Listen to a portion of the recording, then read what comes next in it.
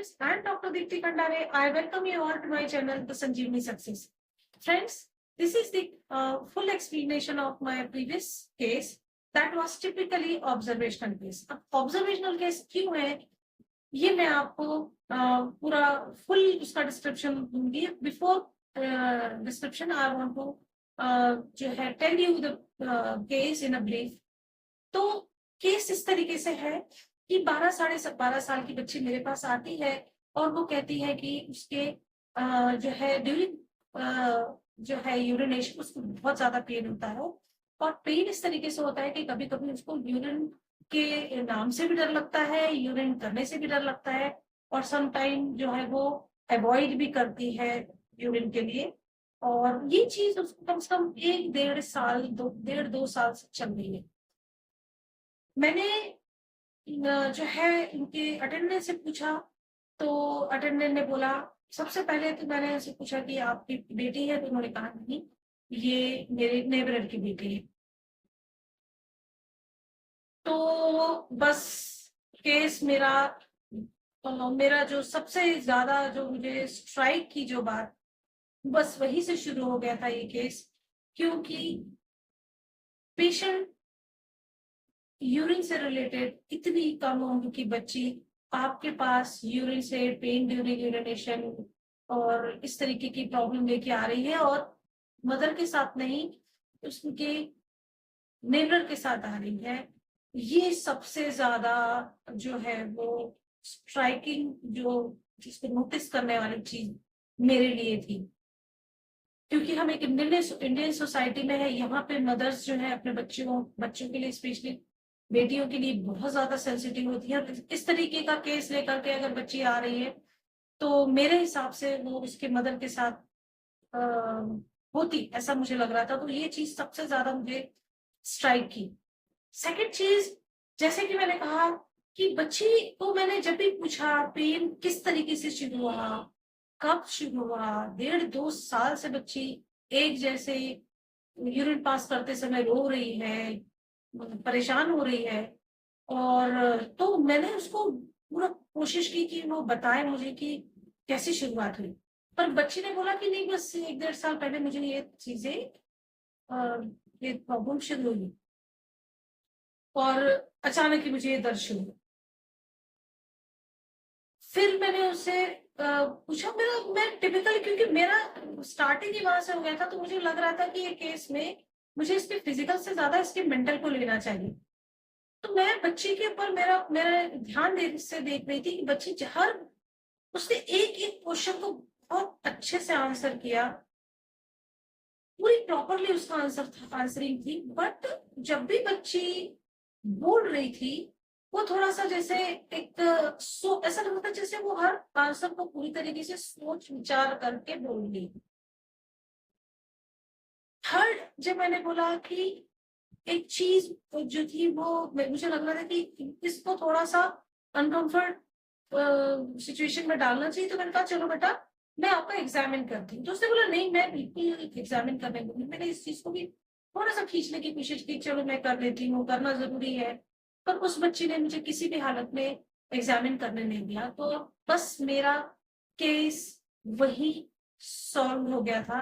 फिर भी मैंने अपने केस कंफर्मेशन करने के लिए कुछ रूब्रिक्स लिए. सबसे पहला तो जैसे कि मैंने कहा, पेशेंट की जैसे मदर जो अटेंडेंट है उन्होंने बताया कि मैं इनकी लेबरर हूँ, तो समथिंग वाज देयर. मतलब मुझे यही लग रहा था कि, तो मैंने जो जो भी मुझे समझ में आया, तो मैंने एक रूब्रिक जैसे लिया कि element from discard between parents और जो है और फैमिली, ये एक सिंथेसिस में रूब्रिक है.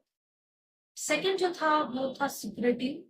बच्ची ने जिस तरीके से बोल रही थी, सोच सोच के बोल रही थी, तो मुझे टिपिकल लग रहा था कि ये बच्ची जो है कुछ छुपा रही है, तो मैंने उसको सिक्योरिटी बोला. थर्ड जो था वो जो भी बोल रही थी, ऐसा लग रहा था कि वो किसी किसी मतलब किसी थॉट में वो बिजी है. मतलब वो ऐसे एब्जॉर्ब की स्टेट में थी, मतलब अपने आप पे खोई हुई सी मुझे लग रही थी. और जो कि उनके जो साथ आई थी उन्होंने बताया कि पहले बहुत टॉकेटिव और अच्छी बोलने वाली बच्ची थी। अचानक ये बच्ची इसने बात करना बंद कर दिया है, बहुत कम लोगों से बात करती है, बहुत अकेले-अकेले से रहती है। तो मैंने उसको लिया रिज़र्व। तो और जो है एक ब्रूडिंग की स्टेट मुझे लगी, मतलब कुछ दिमाग में चल रहा है उसके, ऐसा जो कि मुझे महसूस हो रहा था। मैंने कुछ ही ऐसे रूब्रिक्स लिए, तो जैसे कि मैंने लिया सिक्रेटिव, एब्ज़ॉर्ब और जो है वो ब्रूडिंग। ये 3 चीज़ बहुत इम्पोर्टेंट थी और जैसे मैंने कहा कि and and found discard between parents, जो कि ये मेरा अंदाज़ा था, मेरा असम्पशन था कि शायद something is wrong in family, ऐसा कुछ भी मेरे मन में उस समय चल रहा था। तो ये मैंने रूब्रिक्स लिए, तो मेरी एक रेमेडी आई, दैट वाज़ नेट्रोमिल। मैंने नेट्रोमिल के जो है कुछ डोजेज़ उसको दिए और मैंने उनसे बोला कि आप विदिन 10 डेज़ में अ, जो है वो फिर से विज़िट कीजिए और उनकी मदर से कहिए कि वो अपनी बेटी को साथ में ले जाएँ। अब 10 डेज़ हो गए, 10 डेज़ में उनकी मदर का कोई रिस्पॉन्स नहीं आया, चूँकि ये सेंसिटिव केस था, एक बच्ची के साथ इस तरीके से होना, तो बहुत सारी चीज़ों दिमाग में एक साथ आ जाती हैं, तो उनका कोई रिस्पॉन्स नहीं आया, तो मैंने उनकी चूँकि मैंने पहले ही नंबर ले रखा था, उनकी मदर को मैंने कॉल किया कि अभी बच्ची की तबीयत कैसी है, क्या है? तब उनकी मदर ने मुझे बताया कि बच्ची अभी आपके जो डोज़ देने के बाद 1 या 2 दिन में ही बच्ची को पूरी तरीके से पेन चला गया था और अभी तक तो ये पेन नहीं आया है। ये जो 8-10 दिन, 10-12 दिन जो भी है, इस बीच में उस बच्चे को कोई पेन नहीं है। तो मैंने उनकी मदर को, क्योंकि ये सिर्फ़ ट्रीटमेंट वाला पार्ट नहीं है, ये आपका एक मॉरल रिस्पॉन्सिबिलिटी हो जाती है कि ये आपके पेरेंट्स को भी कभी-कभी काउंसल करना होता है कि भई आपके बच्चे के साथ इस तरीके से हुआ, तो आपको अपने बच्चे के बहुत सारी चीज़ों पे ध्यान देना चाहिए। उसके जो है एग्ज़ामिन करना चाहिए। हो सकता है वो जो उसने मुझे नहीं दिखाया हो, आपको दिखाए और पूछना चाहिए उसके साथ क्या हुआ? क्यों बच्ची अचानक हँसते-खेलते शांत हो गई? तो ये सारी चीज़ें एक मदर का काम होता है। तो मैंने उनको उनको ये सभी सारी चीज़ें समझाई और मैंने उनसे बोला कि आप अपनी बेटी को लेकर के प्लीज़ एक नेक्स्ट मंथ आएँ, तो उसकी मदर फिर नेक्स्ट मंथ में नहीं आई। बट जो उनकी अटेंडेंट थी वो मेरे क्लिनिक में हमेशा आती हैं, तो मैंने उस बच्ची का फ़ॉलो-अप उन्हीं से लिया। तो उन्होंने बताया कि बच्ची को अ, अभी पूरी तरीके से ठीक है, उसके बाद से कोई पेन नहीं आया है। और अब उस घटना को 1 से 1.5 साल हो चुके हैं और जो भी उनके जो साथ में आती है वो हमेशा उन्होंने बताया कि नहीं, उसके बाद ये प्रॉब्लम उसके साथ फिर कभी नहीं, अभी तक तो नहीं हुई, कभी 1.5 साल से उसको नहीं हुई।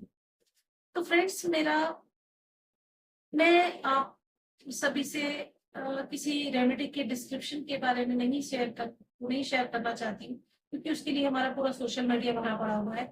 मैं आपसे ये चीज़ शेयर करना चाहती हूँ कि ज़रूरी नहीं है कि केस जो आया है तो वो कुछ बता रहा है या कोई पेन है, उसके साथ में उससे उतनी ही चीज़ें कंसीडर नहीं होनी चाहिए।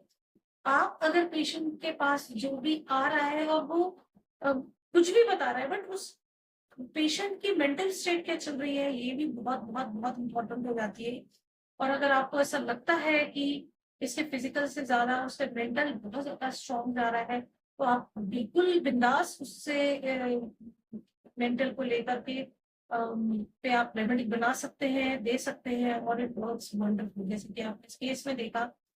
क्योंकि homoeopathy is not as a जो है होम्योपैथी में जो है we not treat the disease, we treat we treat the man in the disease, मतलब हम उस व्यक्ति को ठीक करते हैं जो कि उस तकलीफ से सफर कर रहा है।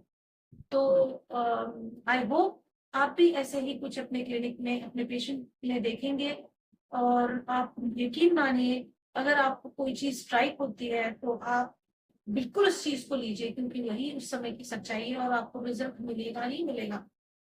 तो मिलते हैं नए केस के साथ। Till then, take care. Bye bye.